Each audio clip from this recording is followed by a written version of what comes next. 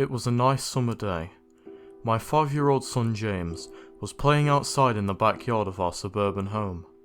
James has always been a quiet boy. He plays by himself mostly. He never had many friends, but he has always had a wild imagination. I was in the kitchen, feeding our dog Fido, when I heard what sounded like James talking to someone in the backyard. I'm not sure who it was he could be talking to. Could he have finally made a friend? Being a single mother, it's hard for me to always keep an eye on my son, so I decided to go outside and check on him. When I went into the backyard, I was a bit confused, because James was the only person back there. Was he talking to himself? I could have sworn I had heard another voice. "James, it's time to come inside," I called out to him. He came inside and sat down at the kitchen table. It was about lunchtime, so I decided to make him a turkey sandwich. "James, who were you talking to out there?" I asked. James looked up for a moment. "I was playing with my new friend," he said while smiling.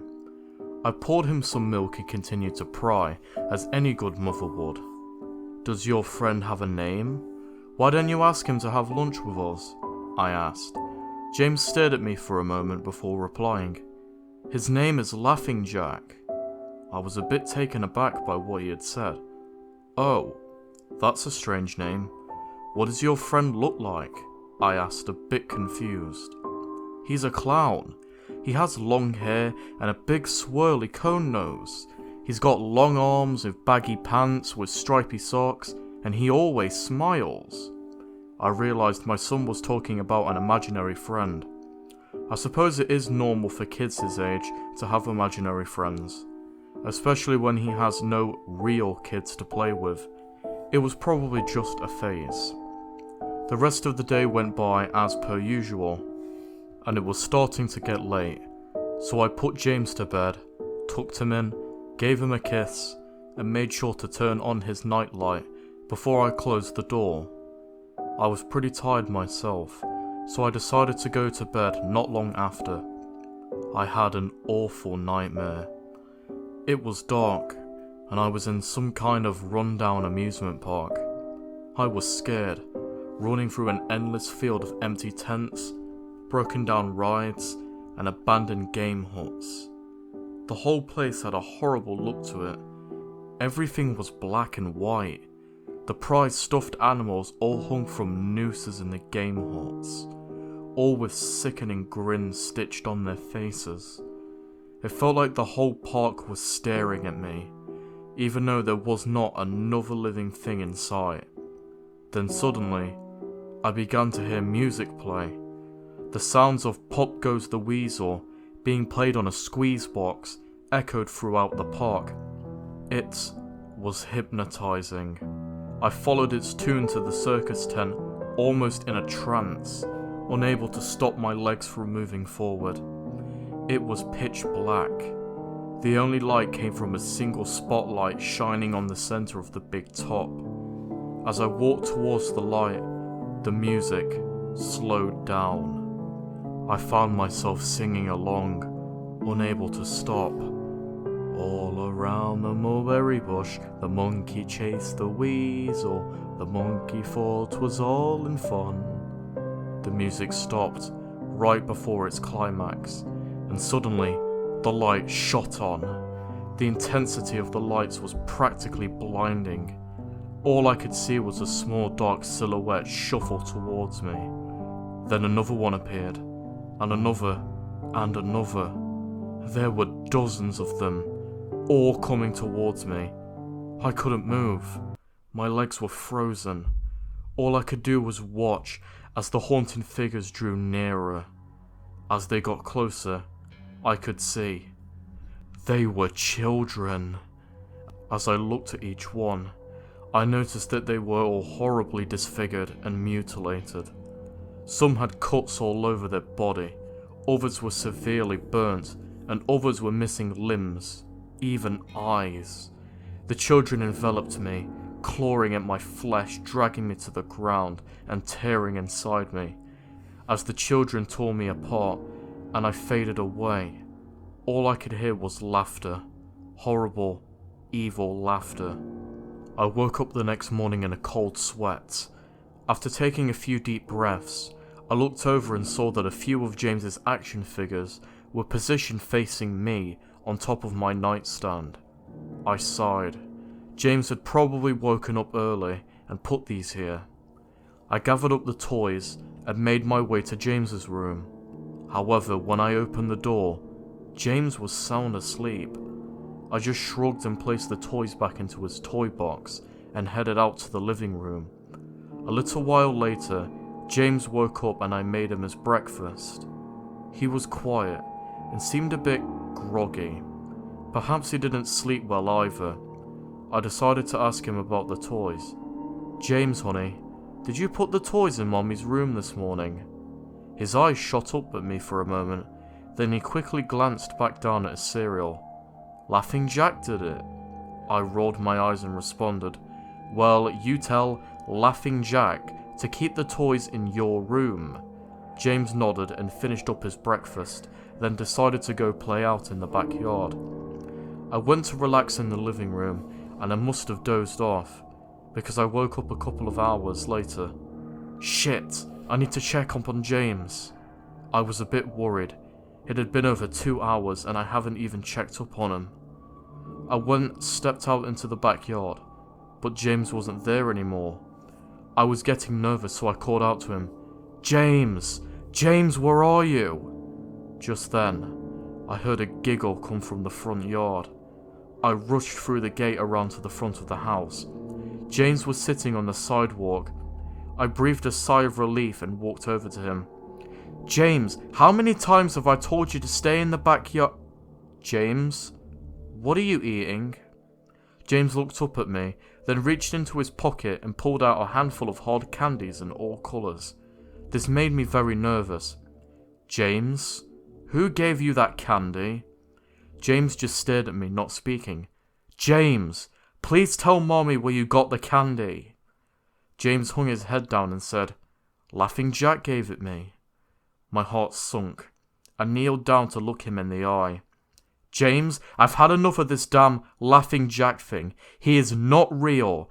Now this is a very serious situation, and I need to know who gave you the candy." I could see my son's eyes beginning to tear up. "But Mama, Laughing Jack did give me the candy." I closed my eyes and took a deep breath. James has never lied to me, but what he's telling me is impossible. I made him spit out the candy and I threw away the rest. James appeared to be fine. Maybe I'm just overreacting after all. He could have gotten it from Tom and Linda from next door, or Mr. Walker down the street. Either way, I'm going to have to keep a closer eye on James. That night, I put him to bed as usual, and decided to go to bed myself. Suddenly, I was woken up by a loud bang coming from the kitchen. I sprung out of the bed and hurried down the stairs. When I got to the kitchen, I was horrified. Everything on the counters had been thrown on the floor, and our dog Fido hung dead from the light fixture. His stomach was cut open and stuffed with candy, the same type that James was eating earlier that day. My shock was quickly broken by a sharp scream coming from James's room, followed by loud crashes. I quickly grabbed a knife from the drawer and moved up the stairs with the speed that only a mother whose child is in danger could have. I burst through the door and flicked on the lights. Everything in the room was knocked over and tossed on the floor. My poor son in his bed crying and shaking with fear. A pool of urine staining the sheets. I scooped my child up and ran out of the house and went next door to Tom and Linda's. Luckily, they were still awake. They let me use their phone and I dialed the police. It didn't take long for them to arrive, and I explained what had happened. They looked at me as if I was crazy. They searched the house, but all they found was a dead dog and 2 trashed rooms. The officer told me that somebody had probably gotten into the house and done this before quickly making an escape, when they heard me coming up the stairs. I knew it wasn't true. All the doors were locked and none of the windows were open. Whatever was in my house didn't come from outside. The next day, James stayed inside, and I didn't want him to leave my sight. I went into the garage, and I found his old baby monitor and set it up in his room. If anything comes into there tonight, I was going to hear it. I went into the kitchen and grabbed the largest knife from the drawer and put it in my nightstand. Imaginary friend or not, I am not letting anything hurt my little boy. Soon enough, night came. I put James to bed. He was afraid, but I promised him that nothing was going to happen to him. I tucked him in, gave him a kiss, and turned on the nightlight before closing the door. I whispered to him, "Good night, James. I love you." I tried to stay up as long as I could, but after a few hours I felt myself drifting. My baby would be safe for the night, and I needed to sleep. Just as I lay my head on the pillow, I heard a soft noise coming from the baby monitor I had put on the nightstand. At first, it sounded like interference, like the kind a radio would make. Then it turned into a soft moan. Was James asleep? Then I heard it. The laugh from my nightmare. That horrible laugh. I sprung up from my bed and grabbed the knife from under my pillow. I rushed over to James's room and creaked the door open. I tried the light, but it wouldn't come on. I took a step in, and I could feel the warm, thick liquid on my feet. Suddenly, James's nightlight came on, and I could see the absolute horror laid out in front of me. James's body was nailed up on the wall, the nails piercing through his hands and feet. His chest was cut wide open, and his organs hung down to the floor. His eyes and tongue had been removed, along with most of his teeth. I was disgusted. I could hardly believe this was my baby boy. Then I heard it again, the soft, desperate moan. James was still alive! My baby, my poor baby, in so much pain, barely clinging to life. I ran across the room and vomited on the floor, but my sickness was interrupted by a horrible cackle coming from behind me. I spun around, while still wiping bile from my mouth. Then out of the shadows, emerged the fiend responsible for this horror, Laughing Jack. His ghostly white skin and matted black hair hung down to his shoulders. He had piercing white eyes, surrounded by dark black rings. His twisted smile revealed a row of sharp, jagged teeth, and his skin didn't even look like skin at all. It almost looked like rubber or plastic. He wore a patchy black and white clown outfit with striped sleeves and socks. His body itself was grotesque, his long arms hanging down past his waist, and the way he was poised made him look almost boneless, like a rag doll. He let out a sickening laugh, as if to let me know that he was pleased with my reaction to his work. He then turned around slowly in front of James and began to laugh even more at the horrific sight he has laid out. That was enough to shake me from my terror. I snapped, "Get away from him, you bastard!" I rushed at the monster, raising the knife above my head, and stabbed down at him. But as soon as the knife touched him, he disappeared in a black smoke. The knife passed right through and pierced James's still beating heart, splashing the warm blood on my face. No. What have I done? My baby. I killed my baby. I immediately fell to my knees, and I could hear sirens in the distance growing louder. My boy. My sweet baby boy. I promised Mommy would protect you. But I failed. I'm sorry, James. I'm sorry. The police soon arrived to find me in front of my son, still wielding the knife covered in my baby's blood. The trial was short. Insanity. I was placed into a mental asylum for the criminally insane, where I have been for the past 2 months. It's not so bad here. The only reason I'm awake now is because someone is playing Pop Goes the Weasel outside of my window. I'll talk to the orderlies about it in the morning. And that, my dorks, was Laughing Jack, written by Snuffbomb. My first reactions to this story? Holy crap! This was unexpected. I didn't know a thing about Laughing Jack, so literally this is my first time reading it, and wow, it went dark, especially towards the end with the mother murdering the kid accidentally. But overall though, this just feels like the same generic killer thing done all over again, like Jeff the Killer and Eyeless Jack.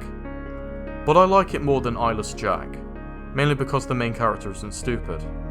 I seriously empathise with the mother in this, and Pop Goes the Weasel is a very creepy song. But yeah, this story's okay.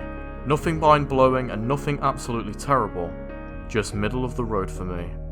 So if I had to give this story a final rating out of 10, I'm gonna give it a 6 out of 10. It's decent, nothing really to complain about here, just buy the book, that's all I'm gonna say. This has been the Dork Author. If you enjoyed this video and you'd like to see some more, be sure to like, comment and subscribe, hit the bell so you can stay up to date with my latest video, and be sure to share this video with your friend because I want to try and get more viewers on the channel, because I want to get my name out there. I'll see you all in the next video. Take care, my dorks.